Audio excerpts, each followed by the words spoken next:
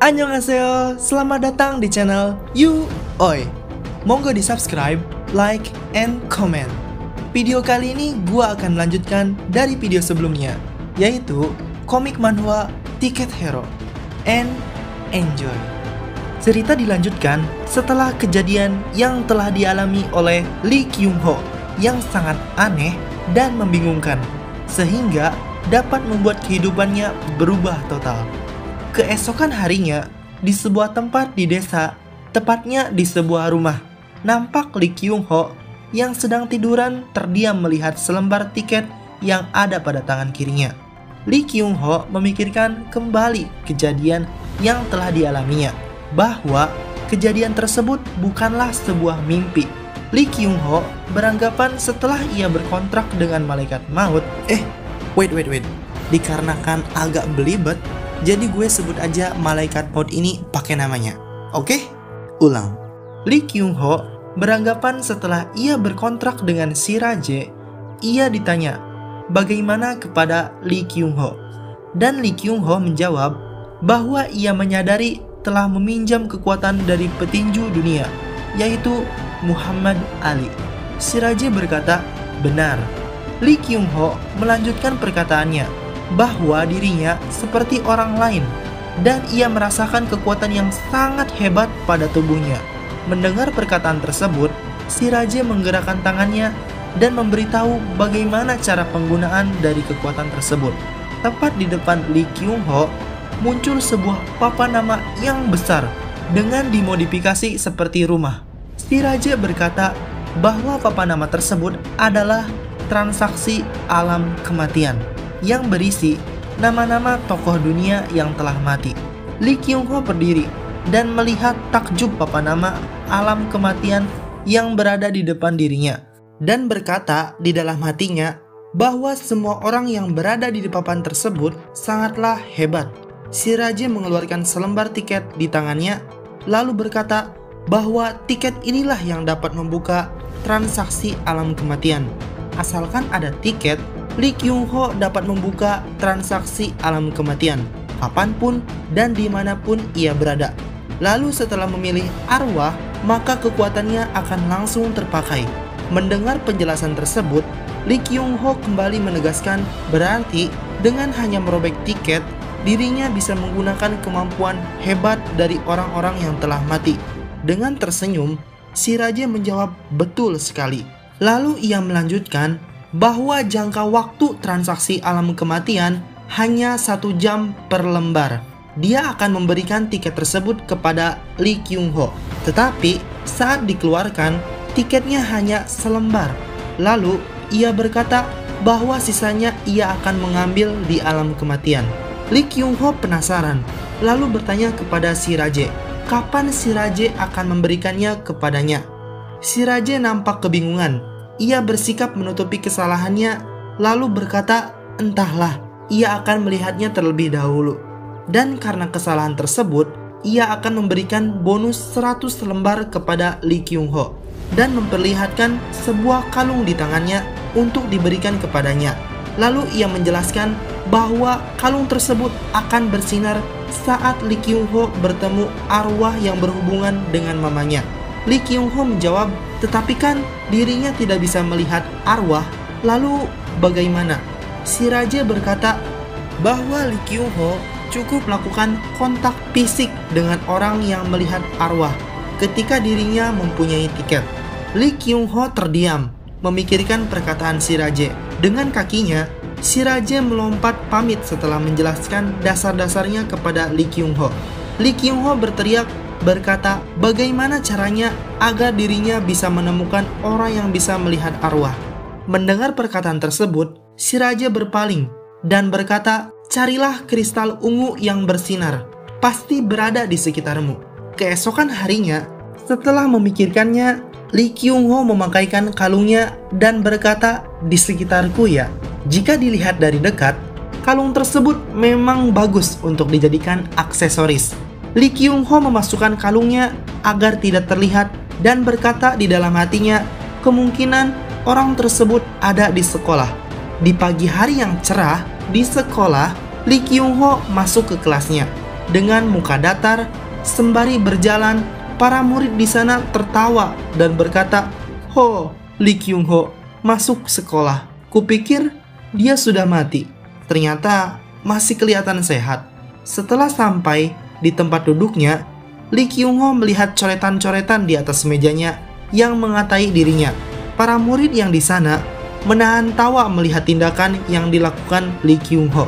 Lee Kyung-ho mengabaikan sikap mereka dengan berkata di dalam hatinya, "Mulai lagi." Lalu menggeserkan kursinya dan mendudukinya. Tangannya meraih sesuatu di kolong meja. Lalu ia kaget karena menyentuh sesuatu yang lengket. Tangannya dikeluarkan dan Lee Kyung-ho melihat cairan hitam yang berada di telapak tangannya. Dengan muka datar, Lee Kyung-ho terdiam melihat telapak tangannya. Melihat di kolong mejanya, ternyata banyak sekali cairan hitam yang menutupi semua buku-bukunya. Ia mengeluarkan buku-bukunya dan berkata di dalam hatinya, "Dasar kekanak-kanakan." Lee Kyung-ho membuang semua buku-bukunya yang telah dipenuhi cairan lengket tersebut. Tepat setelah membuang, ada seseorang yang mengatai Lee Kyung-ho bahwa dirinya sok keren dan sudah tidak tertolong lagi. Waktu menunjukkan pukul 10.45, menandakan waktu istirahat. Kedua siswa saling berhadapan. Salah satunya sedang memutarkan sebuah benda, yaitu nunchaku. Dan satunya lagi bertanya, menanyakan apa yang dilakukannya. Orang yang memainkan nunchaku menjawab bahwa belakangan ini dirinya sedang belajar nunchaku dan menganggap jika sudah mempelajarinya, semua yang diserangnya akan hancur. Nunchaku adalah sebuah senjata tradisional asli Jepang yang terdiri dari dua batang kayu atau logam yang dihubungkan dengan rantai, kordel, atau tali. Biasanya nih senjata dipakai buat bela diri atau demonstrasi seni bela diri karena gerakannya yang sangat cepat dan atraktif. Siswa satunya berkata pantas saja kelihatan hasilnya. Untuk membuktikannya, dengan senyuman, orang yang memainkan nunchaku memperlihatkan seberapa kuat nunchaku tersebut. Siswa itu memutarkan nunchakunya dan menghirup napas, lalu berkata, "Peremuk tulang belakang." Ternyata, maksud ingin membuktikannya dengan menyerang Lee Kyung-ho di punggungnya. Lee Kyung-ho kaget dan kesakitan menerima serangan tiba-tiba tersebut. Dengan memegang punggungnya dengan tangan kirinya, siswa itu masih memainkan nunchakunya dan berkata kepada Lee Kyung-ho untuk menjadi seseorang yang berbakti, dan setelah itu meminta maaf karena Lee Kyung-ho tidak mempunyai mama dengan maksud mengatainya. Diberitahukan, siswa tersebut bernama Lee Hyun-sub. Lee Hyun-sub tiba-tiba terdiam melihat Lee Kyung-ho. Lee Kyung-ho juga tiba-tiba sikapnya berubah dengan mengatakan, "Berhentilah jika kau tidak mau dipukuli olehku." Seisi kelas langsung terdiam melihat Lee Kyung-ho yang berkata seperti itu. Lee Hyun-sub kesal mendengar perkataan Lee Kyung-ho dan langsung menendang perutnya dengan keras. Lee Kyung-ho terjatuh ke lantai, mengenai kursi dan meja yang berada di belakangnya. Dengan muka kesal dan kesakitan, Lee Kyung-ho memegang erat selembar tiket di tangan kanannya. Di saat itu pula, ia mengingat perkataan dari Shirage. Jika ingin melihat arwah mamanya, dia harus menyimpan tiket tersebut karena dibutuhkan tiket untuk syarat tersebut. Lee Kyung-ho tersadar dan ia mengurungkan niatnya untuk merobek tiket tersebut. Lalu, Lee Kyung-ho yang masih berada di lantai dipanggil oleh Lee Hyun-sub dan berkata, "Apa dirimu sudah gila?" Lee Hyun-sub mendekati Lee Kyung-ho dan kakinya ditendang-tendang olehnya dengan berkata, "Ayo ngomong lagi, breng." Lee Kyung-ho tersenyum dengan memegang kepalanya dan meminta maaf kepada Lee Hyun-sub karena ketiduran, mengira bahwa dirinya adalah orang lain dan Lee Kyung-ho akan berhati-hati saat ini. Siswa-siswa yang mendengar perkataan tersebut tertawa terbahak-bahak dan berkata, memang benar kalau Lee Kyung-ho sudah gila karena setelah dipukul sekali, dia langsung tersadar. Lee Hyun-sub tertawa kecil dan berkata untuk berhati-hati lagi karena dirinya tidak bisa membuat alasan semacam itu lagi. Waktu menunjukkan pukul 12.15. Lee Kyung-ho merenung mengingat perkataan dari Shirage bahwa seseorang yang dapat melihat arwah ada di sekitarnya. Tetapi, bagaimana cara untuk mencarinya? Dan apakah itu siswa yang tidak dikenal? Lalu, untuk mengetahuinya, dia harus menyentuh mereka satu persatu. Lee Kyung-ho berdiri. Karena merasa membuang-buang waktu, ia harus langsung mencarinya. Lee Kyung-ho berjalan keluar dari kelas. Dirinya mencoba mendekati dan menanyakan kepada siswa-siswi lain untuk menemukan orang tersebut. Dirinya melirik melihat kedua siswi yang ada di sampingnya. Di saat mereka mengobrol, Lee Kyung-ho semakin melirik hingga matanya melotot saat mereka mengobrolkan sesuatu berwarna ungu. Lalu Lee Kyung-ho memanggil mereka. Nampak siswi tersebut kelihatan ilfil melihatnya. Dengan ekspresi yang cemas, Lee Kyung-ho berkata bahwa dirinya adalah ahli meramal garis tangan. Dan belakangan ini, dirinya bisa meramal garis tangan dengan gratis. Dan menawarkan kepada mereka untuk mencobanya. Siswi tersebut menerimanya.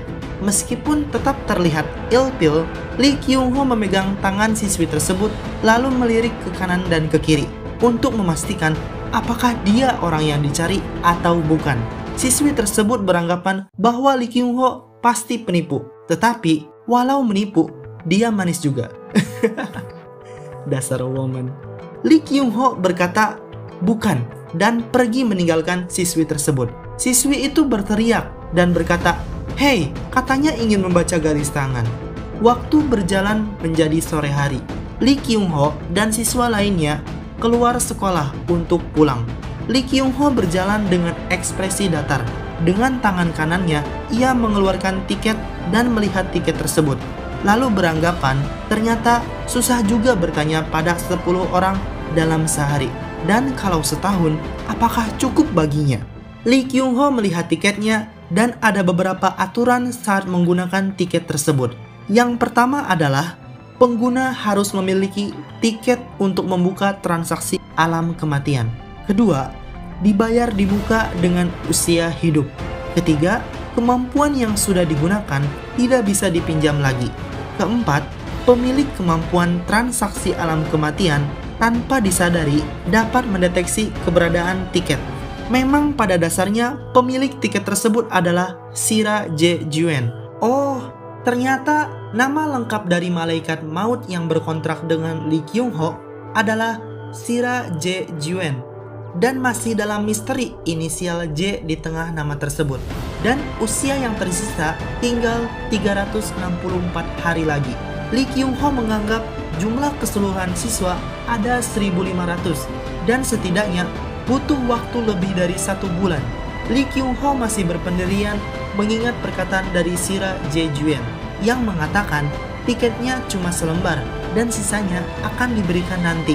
Dirinya masih memikirkan jika tidak ada tiket, maka dirinya tidak bisa menemukan orang tersebut yang terkait dengan kristal ungu.